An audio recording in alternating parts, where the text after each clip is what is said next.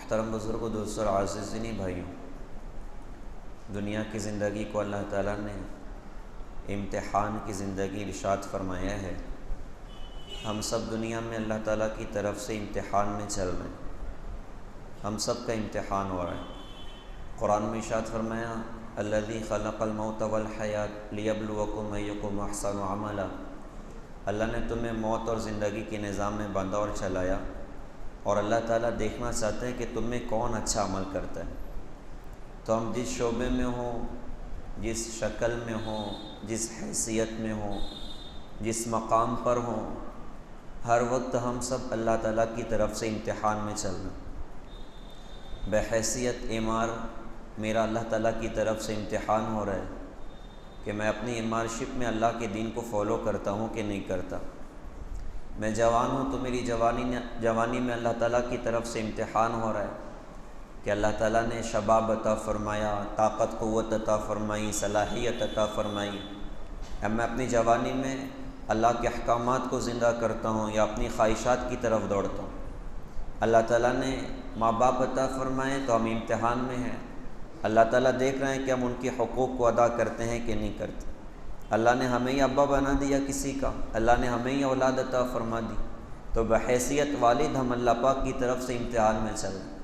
ہم مالدار ہیں تو بھی امتحان ہے، ہم غریب ہیں تو بھی امتحان ہے۔ غریب ہیں تو صبر کا امتحان، مالدار ہیں تو شکر کا امتحان۔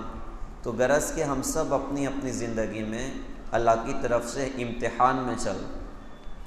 اللہ فرماتے ہیں ہم دیکھیں کہ تمہیں کون اچھا عمل کرتا ہے، تمہیں کون بہتر عمل کرتا ہے۔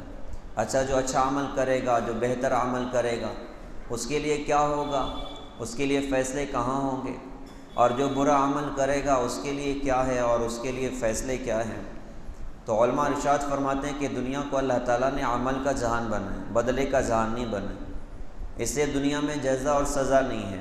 وہ تو کبھی کبھی جب نافرمانیاں لیول کراس کر جاتی ہیں تو اللہ تعالیٰ سمندر میں سونامی کے جھٹکے لگا دیتا ہے، ہواؤں کو بے قابو کر دیتا ہے، اور زمینوں کو اللہ پاک ہلا دیتا ہے، ساری دنیا کے انسانوں کو یہ بتانے کے لیے کہ اس کائنات کا کوئی خالق ہے، اس کائنات کا کوئی مالک ہے، اور وہ اللہ ہے۔ تم کیا سمجھتے ہو تم جو چاہو گے کرو گے اور کچھ بھی نہ ہوگا؟ تو کبھی کبھی اللہ پاک جھٹکے لگاتے تاکہ انسان کی عقل ٹھکانے آ جائے، ورنہ دنیا یہ اصل جزا اور سزا کا جہان نہیں۔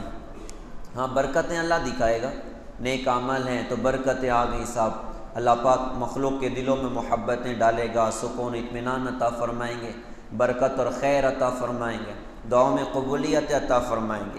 لیکن اصل نیکیوں کا انعام دنیا میں دینے کی یہ جگہ نہیں ہے، اصل تو آخرت میں اللہ تعالیٰ اپنے بندوں کو اس کا بدل عطا فرمائے۔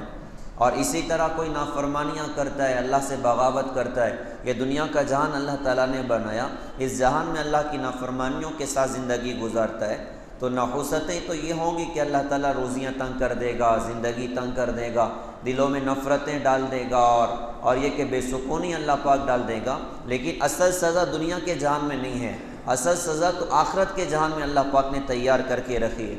اسے قرآن میں فرمایا کہ اللہ تعالیٰ ان ظالموں کی فوراً پکڑ نہیں کرتے، تو اس فوراً پکڑ نہ کرنے کی وجہ سے یہ مت سمجھنا کہ اللہ کو خبر نہیں۔ لا تحسبن اللہ غافلا عما يعمل الظالمون انما يؤخرهم ليوم تشخص فيه الابصار مهطعين مقنعي رؤوسهم لا يرتد اليهم طرفهم وافئدتهم هواء۔ اللہ فرماتے ہیں کہ اللہ ان ظالموں کی فوراً پکڑ نہیں کرتا، تو اس فوراً پکڑ نہ کرنے کی وجہ سے یہ مت سمجھنا کہ تو اللہ کو تو کوئی خبر ہی نہیں ہے، اللہ کو سب خبر ہے، لیکن اللہ نے ان کو تھوڑی سی چھٹی دے کے رکھے ہوئی، اللہ نے ان کو تھوڑا سا موقع دے کے رکھا ہوا ہے، کب پکڑ کرے گا اور کب انصاف کا فیصلہ کرے گا۔ تو فرمایا کہ وہ قیامت کا دن ہوگا جس دن ہیبت کی وجہ سے ان کی آنکھیں پھٹی کی پھٹی رہ جائیں، اور یہ سارے حساب کے میدان کی طرف بھاگے چلے جا رہے ہوں گے، اور آنکھوں کیسے ٹکٹکی بندھے گی، آنکھ جھپکے گی نہیں، اور دل ان کے بالکل بدحواس ہوں گے۔ تو اللہ نے فرمایا کہ قیامت کے دن ہم ان کا اپنا فیصلہ کر کے دکھائیں۔ اللہ نے فرمایا دنیا کا جہان ہے، ہم نے تھوڑا سا موقع تمہیں دیا ہے، تھوڑا سا چانس تمہیں دیا ہے، یہاں شکر گزاری کرو گے راستہ کھلا ہوا، یا نافرمانی کرو گے راستہ کھلا ہوا۔ یہ دنیا کی زندگی ایک موقع اللہ پاک نے دے دیا، اور تھوڑا سا اختیار اللہ پاک نے دے دیا۔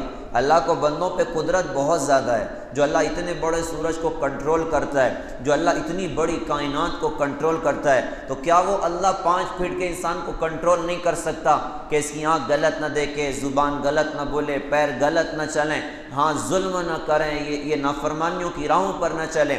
اللہ کو قدرت ضرور ہے کہ کوئی غلط دیکھے تو اللہ تعالیٰ آنکھ پھوڑ کے رکھ دے، کوئی جھوٹ بولے اللہ زبان کاٹ کے رکھ دے، کوئی ظلم کرے اللہ ہاتھ توڑ کے رکھ دے، کوئی غلط چلے اللہ پیر توڑ کے رکھ دے. لیکن اللہ فرماتے ہیں کہ ہم نے تو موقع دے کے رکھا ہوا ہے. یہ دنیا کا جان ہے، جو چاہے کر لو، تھوڑا سا موقع ہے. البتہ اللہ بہت کریم ہے، اللہ بہت رحیم ہے. تو اللہ نے دونوں راہیں اپنے بندوں کو بتائیں کہ ایک راہ تو یہ ہے کہ تم میرے بن جاؤ، میرے رسول کے بن جاؤ، اور ایک دوسری راہ یہ ہے کہ تم نفس اور شیطان کے بن جاؤ. اللہ تعالیٰ بندوں سے بہت پیار فرماتے ہیں، اس لیے دونوں راہوں کے انجام اللہ پاک نے سنا ہے، دونوں زندگیوں کے انجام اللہ پاک نے سنا ہے کہ دیکھو بندو، اس زندگی میں جو بھی کرنا سوچ سمجھ کے کرنا، جیسا کرو گے ویسا بھرو گے. جو کچھ تم عمل کرو گے، جیسی کھیتی بو گے، جیسے بیج بو گے، وہی بعد میں تمہیں کاٹنا پڑے گا. لہٰذا جو کرنا سوچ کے کرنا. اگر تم میری دھرتی پر میرے فرما بردار بن گئے، میرے دین کو زندگی میں جگہ دی، تو آخرت میں اس کا بڑا انعام تمہیں عطا کروں گا، آخرت میں بڑی کامیابیاں تمہیں عطا کروں گا. اور اگر نافرمان بن گئے تو کہا کہ پھر ہلاکت بھی تیار ہے، پھر تباہی اور بربادیاں بھی تیار ہیں.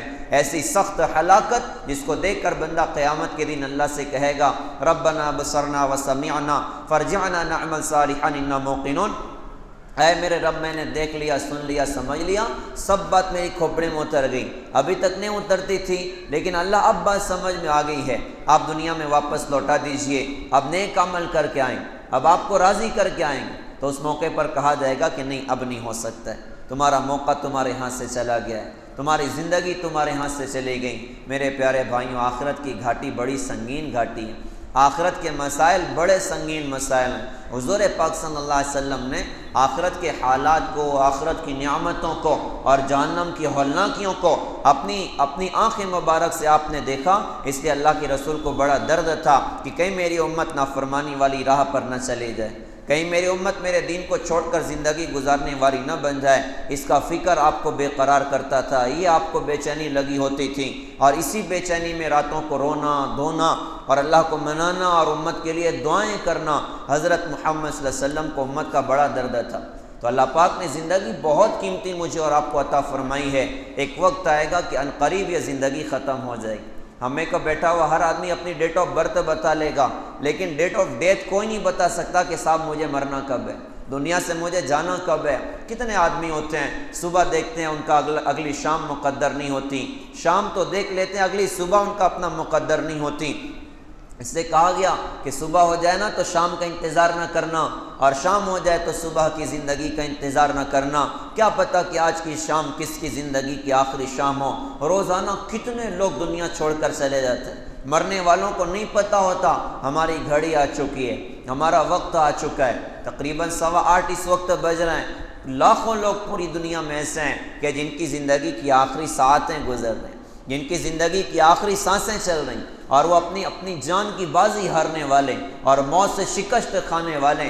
کتنے لوگ اس وقت پوری دنیا میں ہوں گے کہ جو چند سیکنڈ پہلے مر تو گئے، ان کے مرنے پر گھروں پر صفے ماتم بچھے ہوئی اور لوگ رو دھو مچا کر رکھے ہوئے ہیں. کوئی کہہ رہا ہے میرا باپ چلا گیا، کوئی کہہ رہا ہے میرا بیٹا چلا گیا، کوئی کہہ رہا ہے میرا بھائی چلا گیا، کوئی کہہ رہی ہے میرا شوہر چلا گیا. کتنے لوگوں کے گھروں میں صفے ماتم بچھے ہوئے. کتنوں کو غسل میت دیا جا رہا ہے. جو اچھے باتھ روم میں غسل کرتے تھے ان کا آخری غسل پٹرے پر ہو رہا ہے. کتنوں کو کفن کی چادریں پہنائی جا رہی. جو اچھے لباس پہنتے تھے ان کا آخری لباس 2 انسیلے کپڑے، اسی میں لپیٹ کر انہیں قبر کے گڑھے میں ڈالنے کی تیاریاں ہو رہی. کتنوں کے جنازے ان کے اپنے گھروں سے نکالے جا رہے ہیں. بالکل اسی وقت میں کتنی بڑی دنیا ہے اور کتنی بڑی دنیا کی آبادی ہے. کسی مالدار کا جنازہ اس کے بنگلے سے نکل رہا ہے، کسی غریب کا جنازہ اس کی جھوپڑی سے نکل رہا ہے، کسی تاجر کا جنازہ اس کے فلیٹ اور گھر سے نکل رہا ہے، اور کسی بادشاہ کا جنازہ اس کے محل سے نکل رہا ہے.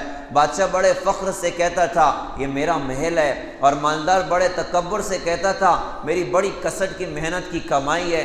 اور غریب بڑی مسکنت سے کہتا تھا اجی یہی میری جھوپڑی ہے، آج ان کے جنازوں کو ان کے گھروں سے اللہ پاک نے نکال کر ان کی زبان کے الفاظ کو ان پر جھوٹا اللہ پاک نے ثابت کر کے دکھا دیا، بندو دنیا میں تمہارا کچھ بھی نہیں ہے، دنیا میں تمہارا کچھ بھی نہیں ہے، جن گھروں کو تم اپنا کہتے ہو اور جس دنیا کو تم اپنی کہتے ہو، ان گھروں سے تمہارے جنازے نکلنے ہیں اور ان گلیوں سے تمہارے جنازے گزرنے ہیں اور اسی دنیا میں تمہاری 3x8 کی قبر تیار ہونی ہے۔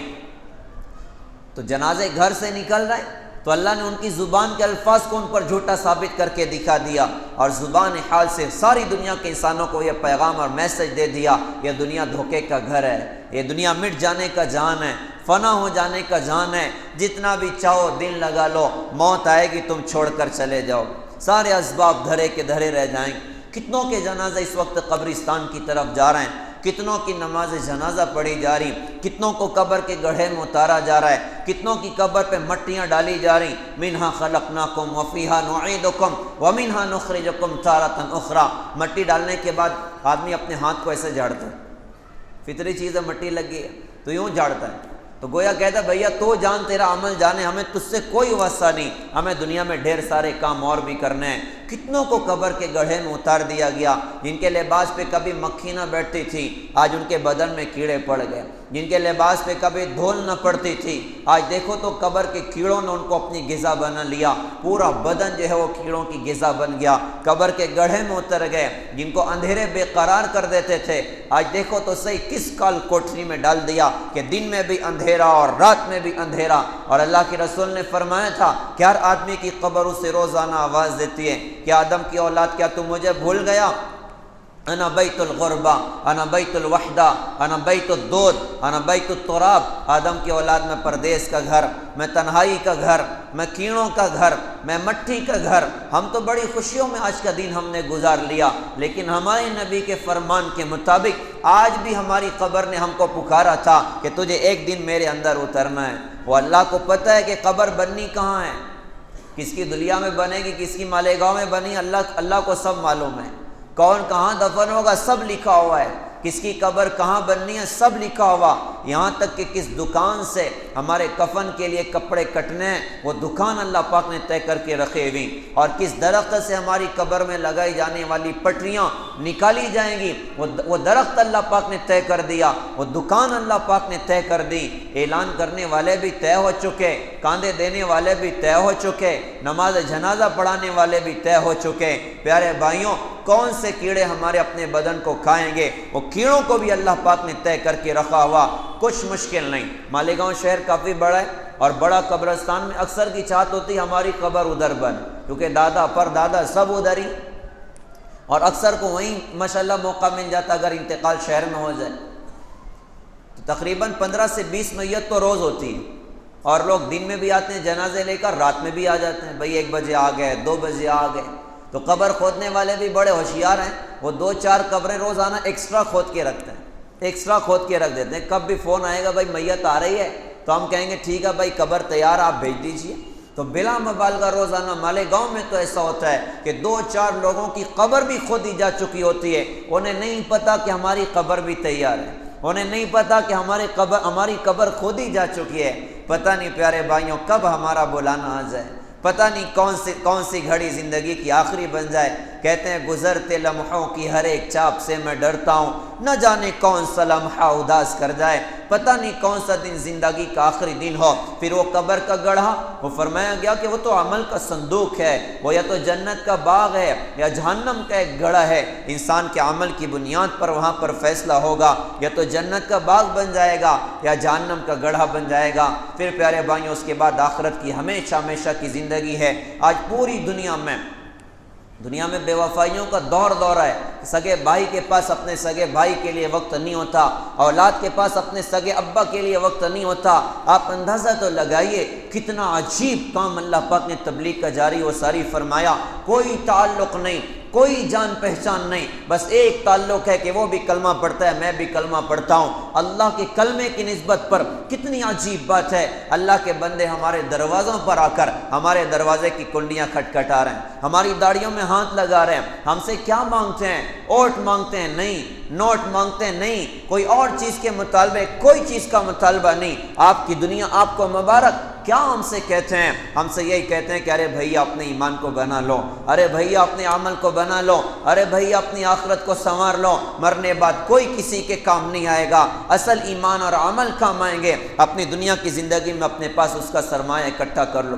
تو آج پوری دنیا میں دعوت و تبلیغ کی خوبصورت محنت کے ذریعے ایک ایک مرد و عورت کو دعوت ہے کہ ارے اپنی زندگی سنوار لی جائے، اپنی زندگی بنا لی جائے، مرنے سے پہلے موت کی تیاری کر لی جائے۔ یہ گزرتے لمحے پھر لوٹ کے آنے والے نہیں ہیں۔ روزانہ سورج نکلتا ہے تو ایک فرشتہ سورج کے پاس سے اعلان کرتا ہے کہ دنیا کے انسانوں، آج جو بھی عمل کرنا ہے کر لو، آج کا دن تمہاری زندگی میں لوٹ کر کبھی واپس نہیں آئے گا، کبھی واپس نہیں آئے گا۔ دیکھو نا، دن جاتا ہے تو لوٹ کے کہاں آتا ہے؟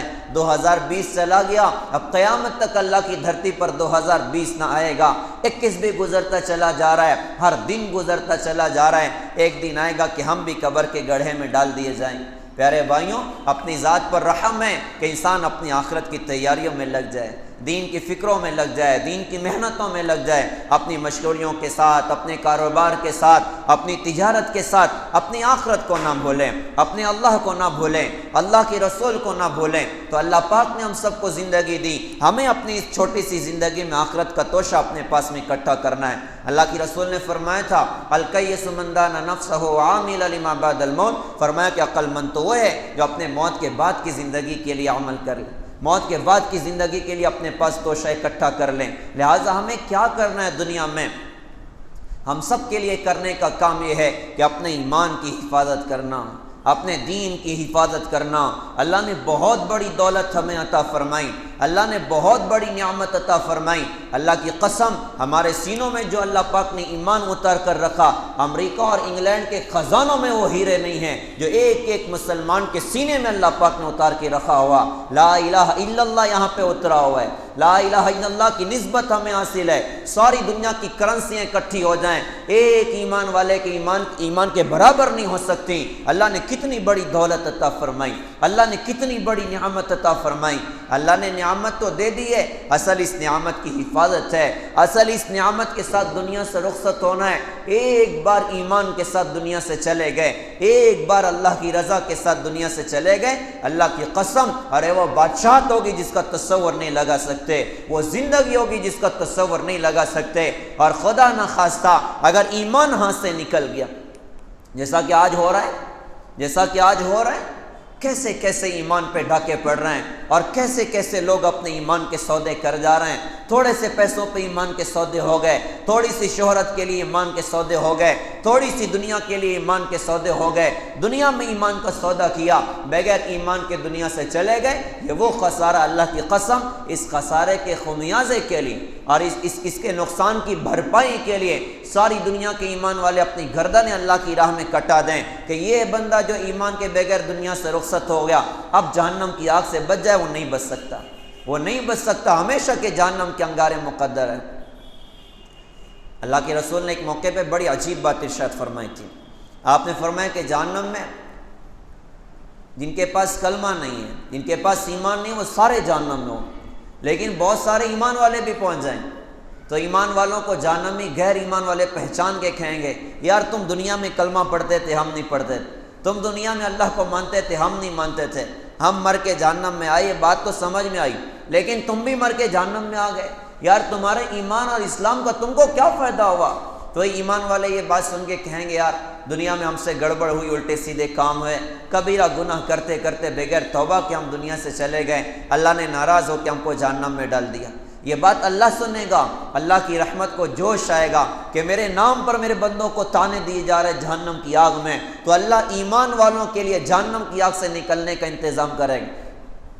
تو جب نکالا جائے گا نا تو یہ منظر غیر ایمان والے بھی دیکھیں گے، اور ان میں وہ لوگ بھی ہوں گے کہ جنہوں نے مسلمان ماں کی گود دیکھی تھی، جنہوں نے مسلمان باپ کی باہیں دیکھی تھیں، جنہوں نے مسلمان خاندان میں جنم لیا تھا لیکن پیسوں پہ ایمان کو بیچ دیا، شہرت پہ ایمان کو بیچ دیا، گندی لذتوں کے پیچھے ایمان کے سودے کر لیے، اللہ بچائے اللہ بچائے، وہ بھی اس وقت جہنم کی آگ میں ہوں گے۔ جس وقت ایمان والوں کو نکالا جائے گا وہ اس منظر کو دیکھیں گے اور دیکھ کر فرشتوں سے کہیں گے کہ فرشتوں ہمیں بھی تو نکال لو، یار ہم بھی تو تنگ آ گئے جہنم کی آگ سے، ہم بھی تو تنگ آ گئے جہنم کے سانپ پر بچھوں سے۔ اس موقع پر فرشتے کہیں گے بھائی ایمان دکھاؤ، اگر تمہارے پاس ایمان ہو تو تمہیں بھی جہنم کی آگ سے نکال لیتے ہیں۔ اب ان کے پاس ایمان تو نہیں ہے نا، یہ چیخیں گے چلائیں گے اور بڑے درد سے کہیں گے ہائے کاش ہم مسلمان ہوتے، ہائے کاش ہم کلمہ پڑھنے والے ہوتے۔ وہ بچیاں بھی ہوں گی جنہوں نے ایمان کا سودا کیا تھا اور اسی بے ایمانی کے ساتھ دنیا سے چلے گئیں، وہ کہیں گے کاش ہم نے ایمان کے سودے نہ کیے ہوتے، کاش اپنے دین کو نہ بیچا ہوتا تو آج جہنم کی آگ سے اللہ تعالی ہم کو بھی نکال لیتا۔ اللہ کے رسول نے اس کی تائید میں قرآن پاک کی آیت پڑھی تھی، ربما یود الذین کفروا لو کانوا مسلمین، کہ جہنم کی آگ میں کافر کہیں گے ہائے کاش ہم بھی مسلمان ہوتے، ہائے کاش ہم بھی کلمہ پڑھنے والے ہوتے۔ ان کا لو کانوا مسلمین کا درد اللہ کی قسم نہ بیان کیا جا سکتا ہے، نہ سمجھا جا سکتا ہے۔ اس درد کو وہی بندہ اور بندی جانیں گے کہ جن کی آنکھ کے سامنے جہنم بھڑک رہی اور بچھو ڈسنے کو تیار اور سانپ ڈسنے کو تیار اور جہنم کے انگارے اس کا اپنا مقدر، اور وہاں سے نکلنے کے لیے اس بندے کے پاس ایمان نہیں ہے، وہ کس درد سے کہے گا ہائے کاش میں مسلمان ہوتا۔ اللہ نے کتنی بڑی نعمت عطا فرمائی، اللہ نے کتنی بڑی دولت عطا فرمائی، لہٰذا پہلا ہمارا اپنا کام ہے کہ اس ایمان کی حفاظت کرنا ہے، اس ایمان کو اپنے دل کی گہرائیوں میں اتارنا ہے۔ اللہ تعالیٰ نے ساری دنیا میں انبیاء علیہ السلام کو بھیجا کہ انسانوں کے دل کو بنانے کے لیے اللہ تعالیٰ نے بھیجا، دل کی دنیا کو سنوارنے کے لیے اللہ تعالیٰ نے بھیجا، کیونکہ اللہ کے رسول نے ایک بڑی پیاری بات ارشاد فرمائی تھی کہ انسان کے بدن میں گوشت کا لوتھڑا ہے، یہ صحیح ہوتا ہے بدن کے سارے اعمال صحیح ہوتے ہیں، یہ بگڑتا ہے بدن کے سارے اعمال بگڑتے ہیں۔ اور ارشاد فرمایا تھا کہ وہ انسان کا دل ہے کہ دل بنتا ہے سب بن جاتا ہے اور دل بگڑتا ہے سب بگڑ جاتا ہے۔ آج پوری دنیا میں جو کچھ بگاڑ ہے، جھوٹ ہے، سود ہے، زنا ہے، چوری ہے، ڈکیتی ہے، قتل ہے، بہنوں کا حق مارنا ہے، بھائیوں کا حق مارنا ہے، ماں باپ کی نافرمانیاں ہیں، بے حیائیاں ہیں اور دھوکہ ہے اور اوروں کے جان مال پر ڈھاکہ ڈالنا ہے، یہ سب کے پیچھے ایک بنیاد ملے گی کہ انسان کا دل بگڑا ہوا ہے، دل کی دنیا بگڑے ہوئی۔ دل میں تو اللہ ہونا چاہیے تھا، دل میں تو اللہ کا تعلق ہونا چاہیے تھا، دنیا کی محبت نے جگہ پکڑ لی، مال کی محبت نے جگہ پکڑ لی، تو پھر مال کی چاہت میں کیا ہوا کہ بھائی نے سگے بھائی کی گردن پہ چھری چلا دی، بیٹے نے باپ کی گردن پہ چھری چلا دی، چور بن گیا آدمی، زانی بن گیا، ناپ تول میں کمی کرنے والا بن گیا۔ وہ کہتا ہے یار ناپ تول میں کمی نہ کروں تو نفع کہاں سے کماؤں؟ اصل یقین تو یہ تھا کہ نفع دینے والا اللہ ہے، وہ نفع دینے پر آئے گا تو مندے میں نفع دے گا اور نقصان دینے پر آئے گا تو سیزن میں اللہ تعالیٰ پارٹی اندر کر کے دکھائے۔ کتنے لوگ تو لاک ڈاؤن میں کروڑ پتی بن گئے نا، ارے بنے کہ نہیں بنے؟ ہمارے ایم آر اور ڈاکٹر ادھر ہی بیٹھے ہیں، یہ بہت اچھی سے جانتے ہیں ماشاءاللہ، بھائی خدمت کی، بڑے کام کیے، تو کتنے لوگ تو لاک ڈاؤن میں کروڑ پتی ہو گئے۔ تو اللہ نفع دینے پر آتا ہے تو مندے میں نفع دے دیتا ہے اور نقصان دینے پر آتا ہے تو سیزن میں بھی پارٹی اندر کر دیتا ہے۔ تو دل کا بگاڑ ہوا تو سارا معاشرہ بربادی کے دانے پر پہنچا۔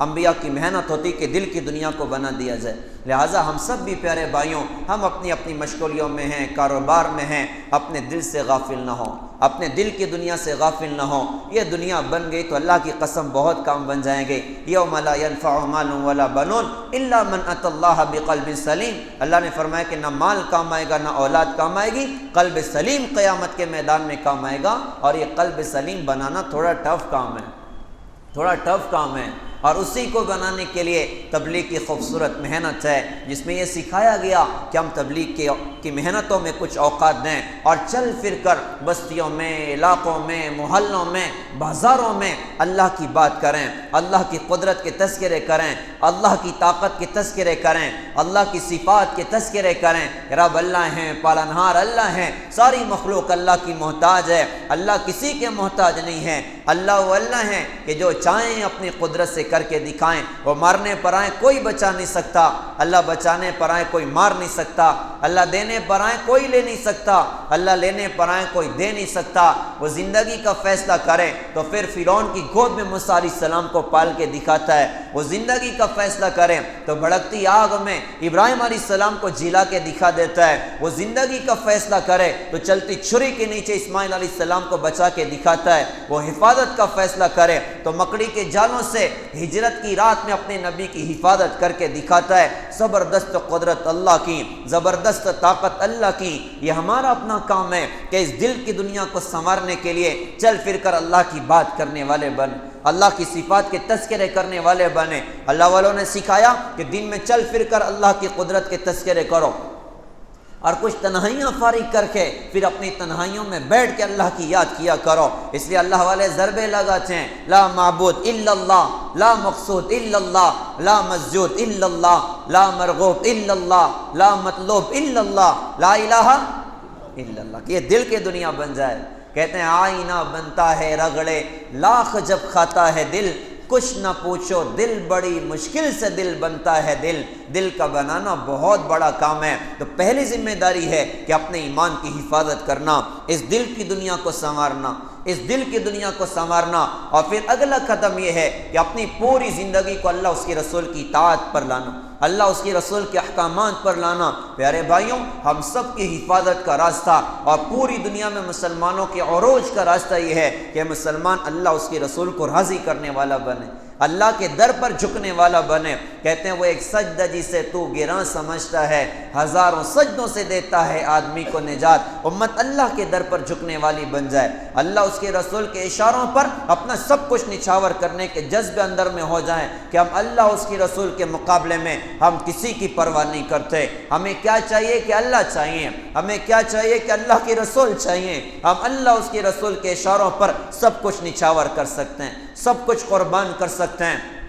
تو اپنی پوری زندگی اللہ اس کی رسول کی اطاعت پر لے کر آنا، یہی اللہ کی مددوں کے اترنے کا راستہ ہے، یہی اللہ پاک کی طرف سے رحمت اور برکتوں کے ملنے کا راستہ ہے۔ ہم صحابہ کی زندگیوں میں دیکھیں، بدر کی ایک بڑا غزوہ ہوا، اللہ کی رسول کی زندگی کا پہلا غزوہ۔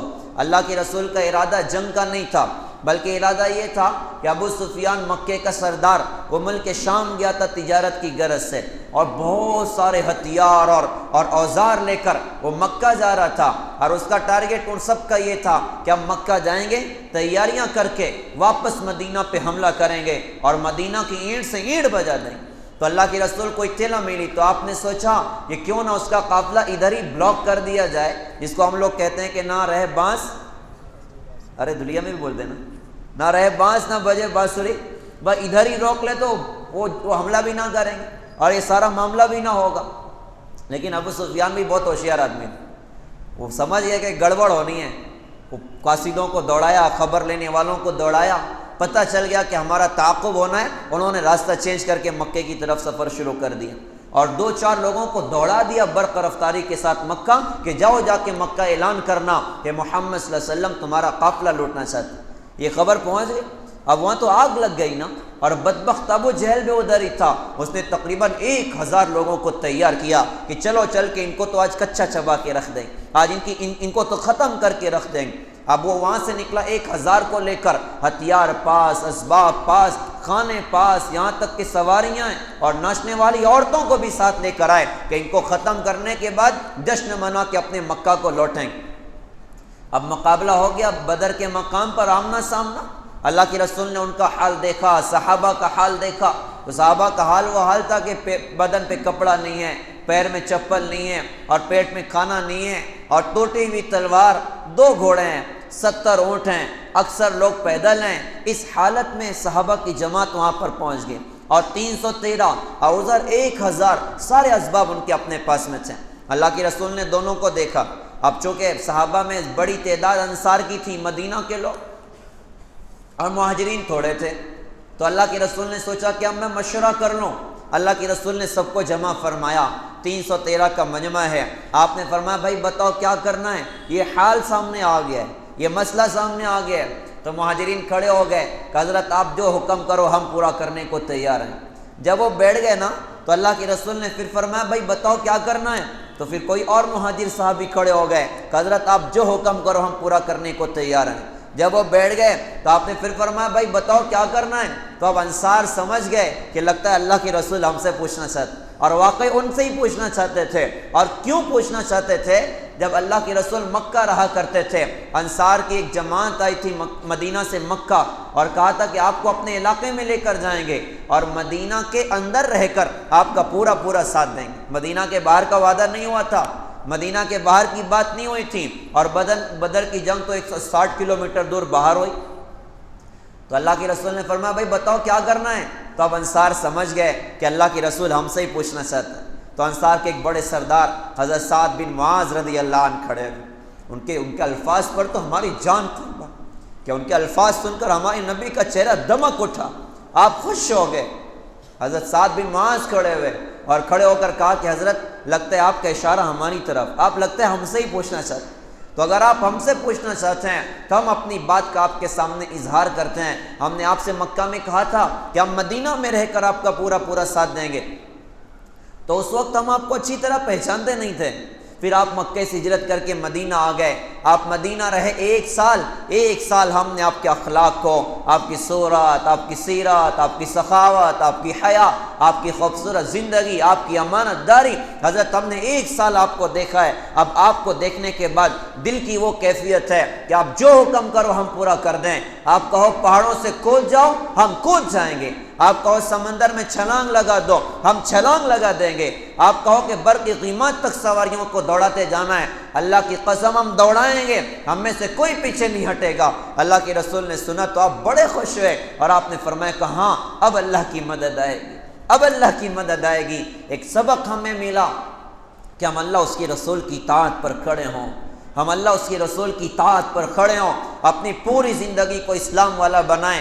یہ نہ کہیں کہ صاحب لوگ کیا کہیں گے، یہ نہ کہیں بھائی شادی اگر میں نے شادی کر لی تو لوگ کیا کہیں گے۔ اصل جذبہ یہ ہو کہ مجھے اللہ کو منہ دکھانا ہے، مجھے اپنے رسول کو منہ دکھانا ہے، لہٰذا میں اپنی کمائیوں میں، اپنے خرچ میں، اپنی گھر باہر کی زندگی میں ہر جگہ یہ دیکھوں گا میرا اللہ مجھ سے کیا چاہتا ہے، میرے نبی مجھ سے کیا چاہتے ہیں، میرے نبی کی تعلیمات کیا ہیں۔ اللہ کی قسم نظر کچھ اور آ رہا ہو، لیکن اگر نبی کی پاکیزہ تعلیمات پر عمل کر لیا، دنیا اور آخرت کی عزتیں اللہ پاک عطا کر کے دکھائے، دنیا اور آخرت کی خیر اللہ پاک عطا کر کے دکھائے۔ یہ جذبہ ہمیں صحابہ میں ملتا ہے کہ وہ اللہ اس کے رسول کے مقابلے میں کسی کی پرواہ نہیں۔ حضرت ابو بکر صدیق رضی اللہ عنہ کے وہ جملے کتنے پیارے ہیں۔ ایک مرتبہ اپنے بیٹے عبد الرحمن کے ساتھ بیٹھ کے کھانا کھا رہے، کھاتے کھاتے کہا بیٹے بدر کی جنگ میں کافروں کی طرف سے اور یہ اس طرف سے تھے۔ تو حضرت عبد الرحمن کہنے لگے کہ ابا جان آپ بدر کی جنگ میں کئی مرتبہ میری تلوار کی زد میں آ گئے، لیکن میں نے ابا سمجھ کے چھوڑ دیا تھا۔ تو فوراً ابو بکر صدیق رضی اللہ عنہ نے جواب دیا کہ بیٹا اللہ کا شکر کرو کہ تم میری تلوار کی زد میں نہیں آئے، اگر آ جاتے بیٹا سمجھ کے نہیں چھوڑتا، اللہ اس کے رسول کا دشمن سمجھ کے گردن تمہاری مار دیتے۔ یہاں سب سے بڑی بات اللہ اس کے رسول ہیں کہ ہم اللہ اس کے رسول کے مقابلے میں کسی کی پرواہ نہیں کرتے۔ اللہ کرے یہ جذبے ہمارے اندر اتر جائیں۔ آج یہ جذبے سرد پڑ گئے، اللہ اکبر کی صدائیں آج مسلمان کو اپنا کاروبار چھوڑنے پر راضی نہیں کر۔ حالانکہ اللہ نے بولا ہے نا، بلایا کس نے؟ اللہ نے بلایا۔ کوئی بڑا آدمی فون کر دے، مہاراشٹر کا وزیر اعلیٰ فون کر، وزیر اعلیٰ بول دیں، وزیر اعلیٰ فون کر دے صاحب آپ سے ملنا چاہتا ہوں، آپ کب ٹائم دیتے ہیں میں آپ سے ملنے آ جاتا ہوں دھلیا۔ تو کیا خیال ہم بولیں گے صاحب آپ دھلیا ہو؟ ہم بولیں گے صاحب تم مجھ سے کیوں ٹائم مانگتے ہو، میں خود آنے کو تیار ہوں، جب بولا ہو آپ کے پاس آ جاؤں گا۔ ایک چھوٹا آدمی بھی اگر ہمیں دعوت دے اور کہے کہ بھائی میں ملنا چاہتا ہوں تو آدمی کتنا پھولتا ہے، بلکہ 10 لوگوں کو بتائے گا دیکھو میرے کو فلاں آدمی بھی فون کر دے، میری اتنی ہوا ہے کہ وہاں تک میری پہنچ ہے، ایک یہ کرے گا۔ اور دوسرا یہ کہ ٹائم ان سے لے گا کہ صاحب آپ ٹائم بتاؤ میں آپ کے حکم پر آنے کو تیار ہوں۔ ساری کائنات کا رب اللہ اپنے مؤذن کے ذریعے سے آواز لگوائے، اللہ اکبر اللہ اکبر اللہ اکبر اللہ اکبر، مشرق والوں، مغرب والوں، شمال والوں، جنوب والوں سن لو اللہ سب سے بڑا، اور حیا علی الصلاۃ حیا علی الفلاح، آؤ نا نماز کے لیے، آؤ نا فلاح کے لیے۔ کیا مطلب ہے کہ اللہ لینے نہیں بلا رہا، اللہ دینے کے واسطے بلا رہا ہے۔ ارے میں تمہیں دینا چاہتا ہوں، میں تمہیں نوازنا چاہتا ہوں۔ یہ جذبے سرد پڑ گئے، اللہ اکبر کی صداؤں پر مسلمان اپنا کاروبار نہیں چھوڑ رہا ہے، مسلمان اپنی دکان نہیں چھوڑ رہا ہے، اور مسلمان عورتیں چولہا چکی چھوڑ کے مسلوں کی طرف نہیں بڑھ رہی۔ کیا بات ہے کہ یہ جذبے سرد پڑ گئے، یہ جذبے سرد پڑ گئے۔ تو ہمیں اپنی پوری زندگی کو اللہ اس کی رسول کی اطاعت پر لانا، اللہ اس کی رسول کے پاکیزہ احکامات پر لانا، جس میں نماز اعلیٰ درجے کا عمل ہے، جس میں نماز بڑے درجے کا عمل ہے۔ اللہ اکبر کی صدائیں مسجد کی میناروں سے بلند ہوتی تھی مدینہ میں، تو صحابہ ان کے بازار خالی ہو جاتے تھے، سارے دکانیں کھلی چھوڑ کر مسجدوں کو دوڑ جاتے۔ اللہ نے ان کی شان میں قرآن میں آیتیں اتاری تھیں، رجال لا تلہیہم تجارۃ ولا بیع عن ذکر اللہ، یہ ایسے مرد ہیں کہ خرید اور فروخت کرنا ان کو اللہ کے حکم سے نہیں، اللہ کی یاد سے نہیں روکتا۔ اللہ نے ان کی شان میں قرآن میں آیتیں اتاری، لہٰذا ہم بھی اللہ کے اس حکم کو اپنی زندگی میں جگہ دیں۔ اللہ نے مال دیا، ہم زکوٰۃ دینے والے بنیں، صدقہ خیرات کرنے والے بنے، نیک کاموں میں خرچ کرنے والے بنے، رمضان کے مہینے اس کے روزوں کا اہتمام کرنے والے بنے۔ اللہ کے جتنے احکامات ہماری طرف متوجہ، ہم ان احکامات پر شوق سے چلنے والے بنے۔ یہ اللہ کی مدد کے اترنے کا راستہ ہے۔ تو بدر کے مقام پر جب انہوں نے وہ بات ارشاد فرمائی، اللہ کے رسول نے سنا تو فرمایا کہاں اب اللہ کی مدد ہے۔ اور پھر آپ نے کیا کیا کہ آپ بدر کے میدان میں آپ کا ایک جگہ خیمہ لگایا گیا تھا، وہاں آج بڑی عالی شان مسجد بنی ہے، مسجد عریش۔ آپ ساری رات آپ نے وہاں پر قیام فرمایا، اور ساری رات آپ اللہ کی جیوار میں روتے رہے، اللہ کی بارگاہ میں روتے رہے۔ ایک خوبصورت پیغام ہم سب کے لیے کہ عمل بھی اچھا کریں، اور پھر رات کی تنہائیوں میں اللہ کے سامنے بیٹھ کے روئیں، دھوئیں، اور اپنے اللہ کو منائیں کہ اللہ ہم سے کچھ نہیں ہوگا، اصل تو آپ کی مدد ہے، اصل تو آپ کی تائید ہے، اصل تو آپ کی چاہت ہے۔ ہمارے نبی نے بدر کی رات میں ساری رات دعا میں لگائی، اور ساری رات اللہ کی بارگاہ میں روتے رہے، اور اس کائنات کی تاریخ کا ایک انوکھا جملہ کہا حضور پاک صلی اللہ علیہ وسلم نے، ایسا جملہ نہ کائنات کی تاریخ میں اس سے پہلے کسی نے کہا، نہ قیامت تک کوئی ایسا جملہ کہہ سکتا ہے۔ واقعی ہمارے آقا ہی تھے جو یہ جملہ اللہ کی جیوار میں پیش کر سکتے تھے۔ آپ نے اللہ پاک سے کہا اللہم ان تہلک هذه العصابۃ اليوم لا تعبد، میرے اللہ آج اگر یہ 313 کی جماعت ہلاک ہو گئی اور آپ نے اپنی مدد کو روک لیا تو پھر قیامت تک آپ کی دھرتی پر آپ کی عبادت نہیں کی جائے گی۔ گویا کہ کہا کہ میرے پیارے اللہ یہ میری 13 سال کی کڑی محنت ہے، پتہ نہیں کیا کچھ درد دیکھے، پتہ نہیں کیا کچھ دکھ دیکھے، اس درد اور دکھ کے دیکھنے کے بعد یہ 313 کا مجمع تیار ہوا، اور اگر آج آپ نے اپنی مدد کو روک لیا اور یہ 313 میری محنت کی کمائی بھی ختم ہو گئی تو پھر قیامت تک آپ کی زمین پر آپ کی عبادت نہیں کی جائے۔ اللہ نے کہا کہ نبی جی آپ مدد اتاریں، اور واقعی اللہ نے اتاری۔ کیا ہوا اگلے دن؟ دونوں لشکر آمنے سامنے، ہوا چلی، حضرت علی پوچھتے ہیں حضرت کچھ تو ہے یہ؟ اللہ کے رسول نے فرمایا کہ جبرائیل آ گئے 500 فرشتوں کے ساتھ میں، اور ہوا چلی، کہ حضرت یہ کیا؟ فرمایا میکائیل آ گئے 500 فرشتوں کے ساتھ میں۔ پھر کیا ہوا کہ 313 کو 1000 پر اللہ پاک نے غالب کر کے دکھایا۔ صحابہ کہتے ہیں ہم یوں ہتھیار تلوار اٹھاتے، مارنے سے پہلے اس کی گردن اس کے بدن سے جدا، تو میں حیران کہ مارنا تو میں نے تو تشبیہ نہیں کیا، اس کی گردن کیسے جدا ہو گئی؟ کیا کچھ اللہ نے کر کے دکھایا۔ پیارے بھائیوں آج ہم سب کے لیے ضروری ہے، ایک تو اپنے دل میں اللہ اس کی رسول کی عظمت پیدا کریں، دوسرا اپنی زندگی کو اللہ اس کی رسول کی اطاعت پر ڈالیں۔ اللہ کے رسول ایک بڑی خوبصورت زندگی ہمارے پاس لے کر آئے، ایک بڑا پاکیزہ دین ہمارے اپنے پاس میں لے کر آئے۔ دنیا میں مسلمان، یہ جملہ بڑا خوبصورت جملہ ہے، دنیا میں مسلمان پیسوں کے اعتبار سے فقیر ہو سکتا ہے، لیکن اللہ کی قسم دنیا میں مسلمان زندگی گزارنے کی راہوں کے اعتبار سے فقیر نہیں ہے۔ ہمیں کہیں جا کر زکوٰۃ مانگنے کی ضرورت نہیں ہے، ارے تھوڑا دے دو نا، ہمیں شادی کیسے کرنی ہے، ارے کچھ بتا دو ہمیں موت میت میں کیا کرنا ہے، ارے کچھ بتا دو ہمیں تجارت کیسے کرنی، ہمیں کہیں جانے کی ضرورت نہیں ہے۔ الحمدللہ ہمارے آقا کی زندگی موجود ہے، ہمارے آقا کی پاکیزہ تعلیمات موجود ہیں، بلکہ ساری دنیا آئے اور آ کر مسلمانوں سے زکوٰۃ لے کر جائے، مسلمان انہیں بتائیں کہ ماں کا کیا حق ہے، مسلمان انہیں بتائیں کہ باپ کا کیا حق ہے، مسلمان انہیں بتائیں پڑوسی کا کیا حق ہے، مسلمان انہیں بتائے کہ انسان کا انسان پہ کیا حق ہے، مسلمان بتائے گا تجارت کیسے کرنی، ملازمت کیسے کرنی، حکومت کیسے کرنی، ماں باپ کی خدمت کیسے کرنی۔ ہمارے پاس مکمل دین ہے، ہمیں کہیں اور جانے کی ضرورت نہیں ہے۔ کہنے والے نے کہا تھا ہم خود تراشتے ہیں منازل کے سنگ میل، ہم وہ نہیں کہ جن کو زمانہ بنا گیا۔ یہ تو محرومیوں کی بات ہے، یہ تو محرومیوں کی کہنا چاہیے کہ بات ہے کہ آج امت اوروں کے پیچھے جائے، ناچنے والوں کو زندگی کا آئیڈیل بنا جائے، گانے والوں کو زندگی کا آئیڈیل بنا جائے، یہ محرومی کی بات ہے۔ ہمیں کہیں اور جانے کی ضرورت نہیں، ہمارے آقا کی زندگی ہمیں کافی ہے، لہٰذا ہم ان کی پاکیزہ تعلیمات کو اپنی زندگی میں جگہ دیں۔ انہوں نے سر سے لے کے پیر تک کے وجود کی تعلیم دی ہے۔ ہم کہیں کسی موقع پر آزاد نہیں ہیں، ہر چیز کا استعمال ہمیں کرنا سیکھا ہے۔ جیسے مثال کے طور پہ اللہ نے آنکھ عطا فرمائی، تو کیوں عطا فرمائی؟ اب آقا نے سکھایا کہ اس سے کیا کرنا ہے، یہ آنکھ کس لیے ہے؟ تو فرمایا کہ ماں باپ کو محبت کی نظروں سے دیکھنے کے لیے، یہ آنکھ اللہ کی قدرت کو دیکھنے کے لیے، یہ آنکھ قرآن کی تلاوت کے لیے ہے۔ آپ نے آنکھ کا استعمال بتایا، یہ کسی کی بیٹی پر غلط ڈالنے کے لیے نہیں ہے، یہ موبائل میں ننگے فلموں کے دیکھنے کے لیے نہیں ہے، یہ اللہ کی نافرمانیوں کے لیے نہیں ہے، اس کو اللہ کی طاعت میں استعمال کرنا آپ نے آنکھ کا استعمال بتایا۔ اور پیارے بھائیوں، آنکھ کی حفاظت تو اتنی زیادہ ضروری ہے، اللہ والے فرماتے ہیں کوئی بندے کی آنکھ آؤٹ آف کنٹرول ہو جائے، بریک ختم ہو جائے اس آنکھ کا، ساری دنیا کے اللہ والے مل کے اس کی تربیت نہیں کر سکتے۔ اور کوئی بندے کی آنکھ جھکنے والی بن جائے، ساری دنیا کے شیطان بھی اکٹھے ہو جائیں، اس کو گمراہ نہیں کر سکتے، اس کی آنکھ جھکنے والی ہو گئی۔ اور آج کے دور میں تو نگاہ کی حفاظت کی بڑی ضرورت ہے۔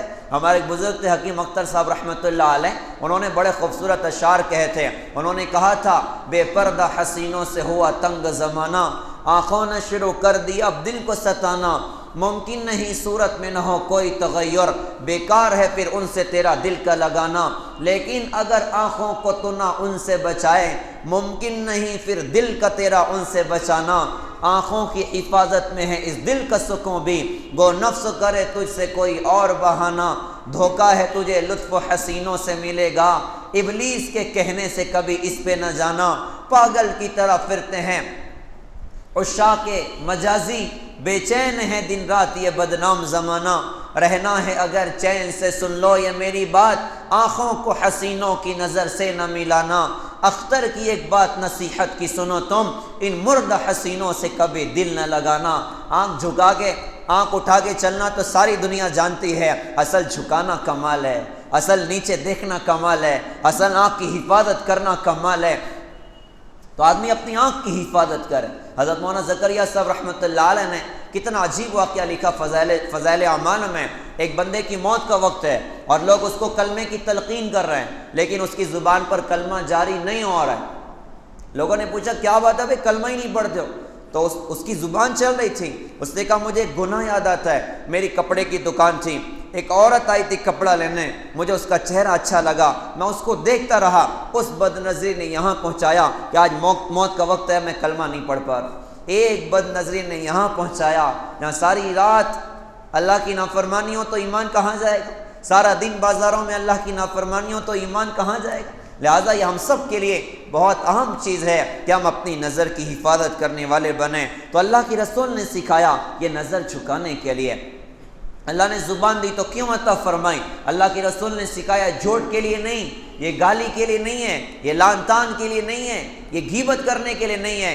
ان کی وعیدیں سنائی تھی ہمارے نبی نے، غیبت کتنا بڑا گناہ، اوروں کی برائیاں بیان کرنا کتنا بڑا گناہ۔ اللہ کی رسول نے فرمایا کہ سود کے 70 سے زیادہ باب ہیں، سب سے ہلکا درجہ سود کا اپنی ماں کے ساتھ زنا کرنے کے برابر ہے، اور 1 روپیہ سود کا 35 زنا سے زیادہ سخت ہے، اور سب سے بدترین سود مسلمان کی آبروریزی ہے، مسلمان کی عزت پہ کیچڑ اچھالنا ہے۔ تو سکھایا یہ زبان غیبت کے لیے نہیں، یہ زبان جھوٹ کے لیے نہیں، یہ زبان گالی کے لیے نہیں۔ اللہ کی رسول نے ارشاد فرمایا تھا میری امت آپس میں گالی گلوچ کرنا اختیار کرے گی، یہ اللہ کی نظر سے گر جائے گی، یہ اللہ کی نظر سے گر جائے گی۔ تو یہ زبان گالی کے لیے، پھر کس کے لیے بھائی؟ یہ زبان قرآن کی تلاوت کے لیے ہے، یہ زبان اللہ اللہ کرنے کے لیے ہے۔ اللہ کے رسول نے ارشاد فرمایا تھا اس کا مفہوم یہ ہے کہ ذاکرین تو ہنستے ہوئے جنت میں داخل ہوں، ہنستے ہوئے جنت میں داخل ہوں گے، اور جب تک بندے کی زبان اللہ کی یاد میں ہل رہی ہوتی ہے اس کے ساتھ اللہ کی ذات ہوتی ہے،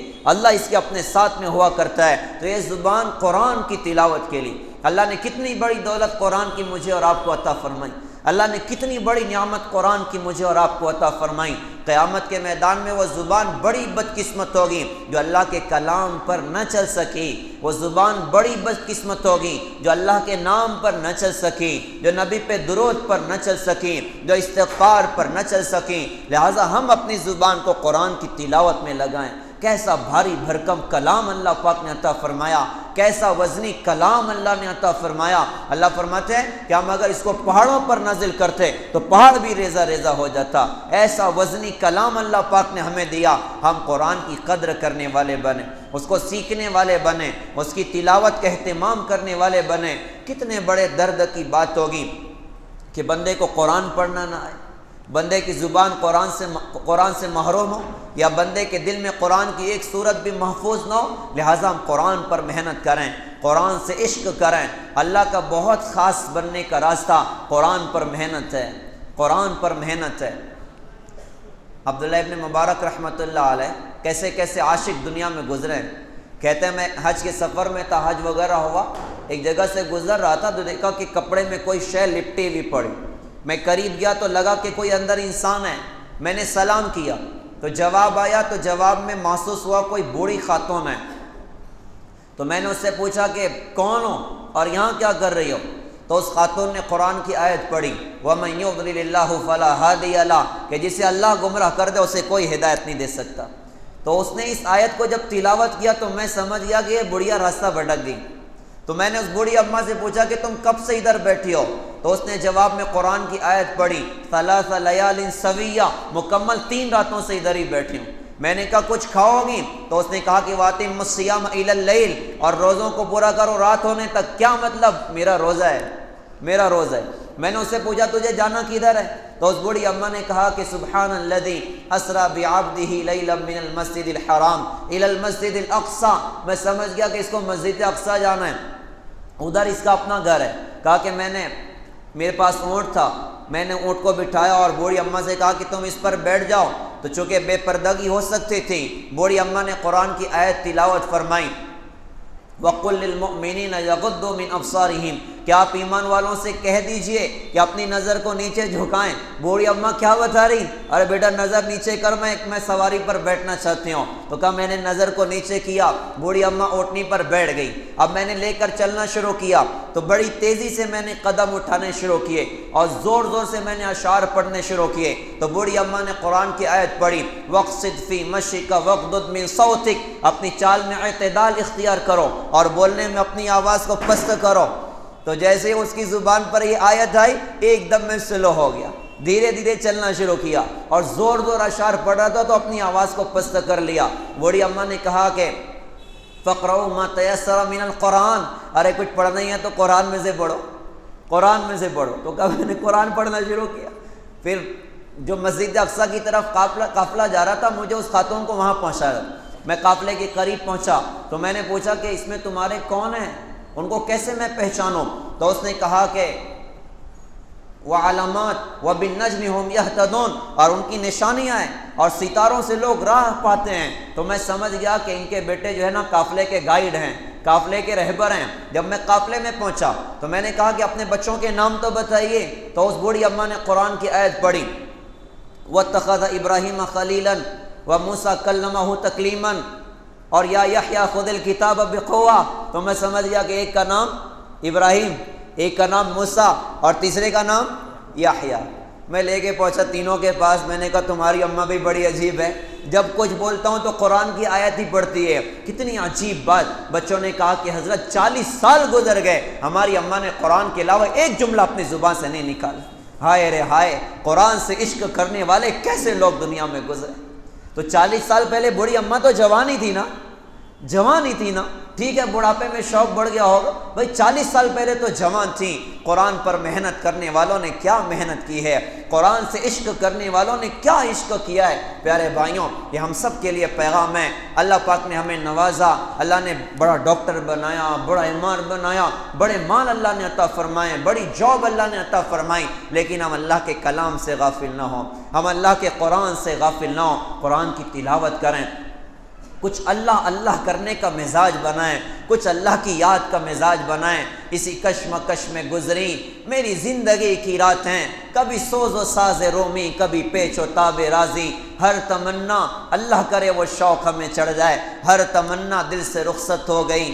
اب تو آجا اب تو خلوت ہو گئی، ایک جو تجھ سے محبت ہو گئی، ساری دنیا ہی سے وحشت ہو گئی، لاکھ جھڑکو اب کہاں ہٹتا ہے دل، ہو گئی اب تو محبت ہو گئی، کچھ نہ کچھ اللہ کی یاد کے ساتھ ہم زندگی گزار۔ تو آقا نے زبان کا استعمال سکھایا، آقا نے وجود کا استعمال سکھایا، آقا نے مال کا استعمال سکھایا، کمائی کرنا بھی سکھایا، خرچ کرنا بھی سکھایا۔ اللہ نے ہمیں مال دیا ہے، پہلے تو ہم اپنی کمائیوں پر خاص نظر کریں کہ ہماری کمائیوں میں جھوٹ نہ ہو، سود نہ ہو، دھوکہ نہ ہو، کوئی اللہ اس کے رسول کی نافرمانی نہ ہو، کیونکہ حرام ایک لقمہ بھی انسان کے حلق کے نیچے اتر گیا تو حدیث کے مفہوم میں کہ بندے کی دعا اس کے سر کے اوپر بھی نہیں چڑھتی، اور حرام مال سے انسان کے بدن کی جو بوٹی پرورش پائے گی فرمایا کہ اس کے لیے تو جہنم کی آگ بہتر ہے۔ لہٰذا ہم اس پر خوب غور کریں کہ ہماری کمائی میں بالکل کوئی سود کا اور جھوٹ کا اور نافرمانی کا شائبہ بھی نہ ہو۔ اللہ کے رسول نے خرچ کرنا سکھایا کہ اللہ نے مال دیا ہم سخاوت کرنے والے بنے، اوروں پر لگانے والے بنے، اوروں کی ضرورتوں میں ان کے کام آنے والے بنے۔ اللہ کے رسول نے سکھایا کہ تمہیں کیسے لوگوں کے ساتھ معاملات کرنا ہے، تمہیں کیسے لوگوں کے ساتھ اخلاق والے سلوک کرنا ہے۔ اللہ نے مال دیا ہے نا تو اس کو لگانا سکھایا، بیواؤں پر، مسکینوں پر، یتیموں پر، ضرورت مندوں پر، اور پھر کیا کچھ اللہ اس کے بدلے میں عطا کرے گا، کیسا اللہ پاک اس کے بدلے میں اللہ پاک نوازے گا، اس کے فضائل ہمیں ملتے ہیں کہ اللہ تعالیٰ اپنے بندوں کی خدمت پر کیا کچھ بندوں کو دیتا ہے۔ تو ہم بھی خدمت کریں گے انشاءاللہ، ہم بھی اوروں پر لٹائیں گے انشاءاللہ، بھائی ضرورت مندوں پر لگائیں، بیواؤں پر لگائیں، مسکینوں پر لگائیں، یتیموں پر لگائیں، بطور خاص اپنے ماں باپ کو فراموش نہ کریں، اپنے ماں باپ کی خدمات، ان پر اپنے مال کو خرچ کرنا کتنے بڑے درد کی بات ہے۔ ایک بوڑھے ابا کو پتہ ہوتا ہے میرے بیٹے کو کون سا چاکلیٹ پسند ہے، کون سی مٹھائی پسند ہے، کون سا پھل پسند ہے، لیکن معاف کرنا کہ ایک جوان بیٹے کو نہیں پتہ ہوتا میرے بوڑھے ابا کو کون سا پھل پسند ہے، میری بوڑھی امی کو کون سی مٹھائی پسند ہے، بڑی محرومی کی بات ہے۔ لہٰذا اپنے مال کو اپنے ماں باپ پر لگانا، ان کے حقوق ادا کرنا، یہ حضرت محمد صلی اللہ علیہ وسلم کی خوبصورت تعلیمات ہیں، اور پورا دین ہمیں علماء کے ذریعے سے انشاءاللہ سیکھنا ہے۔ اور پھر پیارے بھائیوں، اپنی زندگی کو اخلاق والی بنا کر زندگی گزارنا ہے، ہماری ذات سے کسی پر ظلم نہ ہو، کسی کا حق ہم نہ مارنے والے بنیں۔ آج کیا کچھ ہوتا ہے، اللہ کے رسول حضور پاک صلی اللہ علیہ وسلم نے کتنے حقوق ادا کرنے سکھائے۔ آج معاف کرنا، میراث میں اللہ تعالیٰ نے لڑکیوں کو بھی حصہ دیا، بھئی لڑکوں کا ہے، لڑکیوں کا بھی ہوگا، لیکن کتنے بڑے درد کی بات ہے کہ کتنی بچیاں ایسی ملیں گی وہ حصے کا مطالبہ کر کر جوان بوڑھی اور بوڑھیوں کے مر کے قبرستان کی مٹی کا حصہ بن گئیں، لیکن ظالم بھائیوں نے اپنی بہن کے حق کو نہیں ادا کیا۔ ایک چور وہ ہوتا ہے جو گن پوائنٹ سے پیسے نکال لیتا ہے، اور ایک وائٹ کالر چور ہوتا ہے کہ ایک صحن میں بچپن میں کھیلے تھے، ایک ماں کی گود میں پرورش پائی تھی، لیکن بڑے ہونے کے بعد ساری پراپرٹی پر اس کا قبضہ، اب یہ بہنوں کو دینے تیار نہیں، بھائیوں کو دینے تیار نہیں۔ آخرت میں بڑی مشکل کھڑی ہو جائے، آخرت میں بڑے حالات کھڑے ہو جائیں گے۔ لہٰذا ہم لوگوں کے ساتھ اچھا سلوک کرنے والے بنیں، اپنی زندگی اخلاق والی بنیں۔ اللہ کے رسول نے ارشاد فرمایا تھا کہ میں اس شخص کے لیے جنت کے اعلیٰ درجات پہ گھر دلانے کی ذمہ داری لیتا ہوں جو اپنے اخلاق اچھے بنا۔ لہٰذا ہمیں اچھے اخلاق بنانے، ہم اپنے نبی کے اخلاق دیکھیں، آپ نے کیسے کیسوں کو معاف کر دیا، آپ نے کیسے کیسوں کو درگزر کر دیا۔ آپ اپنے نبی کی زندگی پڑھیں کہ کیسے زبردست اخلاق تھے ہمارے آقا کے، کتنی خوبصورت اخلاق والی تعلیمات تھیں ہمارے نبی کی۔ لہٰذا ہم بھی نبی کے پاکیزہ اخلاق کو زندگی میں جگہ۔ اور پھر آخری بات یہ ہے کہ اللہ تعالیٰ نے ہم سب کو حضرت محمد صلی اللہ علیہ وسلم کا امتی بنایا ہے۔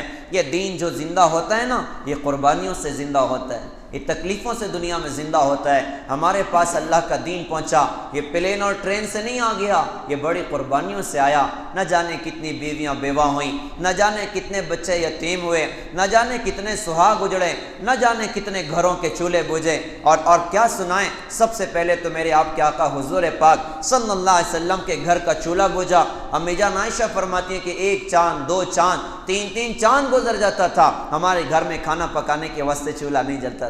آج کوئی فقیر دنیا میں ایسا نہیں ملے گا جس کے گھر میں 2 مہینے گھر پہ کھانا پکانے کو چولہا نہ جلتا ہو۔ ہمارے نبی کی زندگی میں ایسے حالات ہے۔ ایک مرتبہ آپ مدینہ کے باغات سے گزر رہے تھے، ساتھ میں عبداللہ ابن عمر رضی اللہ عنہ بھی ساتھ تھے۔ ہوا سے درخت سے کھجوریں گر کر زمین پر چلی جاتی، ان کو رتی کھجور کہتے ہیں، جن کو غلام تک کھانا پسند نہیں کرتے تھے۔ دو جہان کے سردار آپ نیچے بیٹھ گئے، ایک کھجور کو اٹھایا، صاف کیا، منہ میں ڈالا، دوسرے اٹھا کے کھانے لگے۔ حضرت عبداللہ کھڑے تھے، آپ نے فرمایا کہ عبداللہ تم نہیں کھاؤ گے؟ انہوں نے کہا کہ حضرت مجھے حاجت نہیں ہے۔ اللہ کے رسول نے فرمایا کہ عبداللہ تیرے نبی کو تو حاجت ہے، آج چوتھا دن ہے تیرے نبی نے کچھ بھی نہیں کھایا، چوتھا دن ہے تیرے نبی نے کچھ بھی نہیں کھایا۔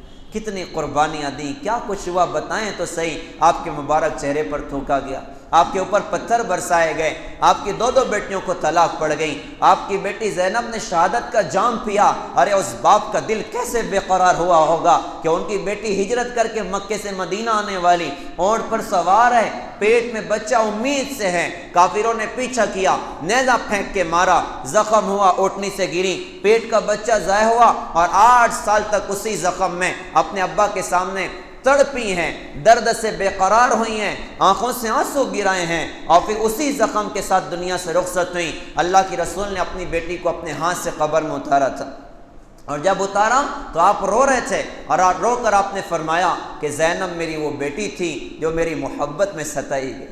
کیا کچھ ہوا، پیارے چچا کو شہید کر دیا گیا، کلیجہ نکال کے چبایا گیا، اور ناک کاٹ کے اس کا ہار بنایا گیا۔ اللہ کے رسول نے دیکھا تو آپ ایسے روئے کہ آپ کی آواز دور تک جا رہی، آپ بڑے بے قرار۔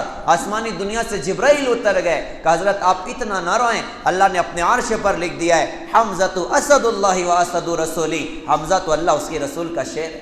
کتنی قربانی ہمارے نبی نے دی۔ پیارے بھائیوں، آج ہمارے نبی کا دین دنیا میں مٹ رہا ہے، آج ہمارے نبی کے دین کمی آ رہی ہے، لہٰذا ہماری ذمہ داری ہے ہم اللہ کے دین کے لیے قربانیاں دیں، اللہ کے دین کے لیے محنت کریں۔ اللہ نے جان دیا ہے، مال دیا ہے، صلاحیتیں دی ہیں، کیا کچھ نعمتیں اللہ نے عطا فرمائی ہیں، وجاہت اللہ نے عطا فرمائی، معاشرے میں ایک مقام اللہ پاک نے عطا فرمایا۔ ہم اپنے مقام کو دین کے لیے استعمال کریں، ہم اپنی صلاحیتوں کو اللہ کے دین کے نام پہ لگائیں۔ ارے کم از کم اللہ کی رسول کے سامنے جا کر کھڑے تو ہو سکیں گے کہ حضرت ہم بھی کچھ کام کر کے آئیں، حضرت ہم بھی کچھ محنت کر کے آئیں۔ پیارے بھائیوں، اللہ کا فضل ہے، آج پوری دنیا میں دعوت کا خوبصورت کام چلا ہوا، جس میں لوگ قربانیاں دے رہے ہیں، اپنے جان و مال کو لے کر اللہ کی راہوں میں نکل رہے ہیں۔ اللہ کا فضل ہے، اللہ نے ہمیں بھی بہت نعمتوں سے نوازا۔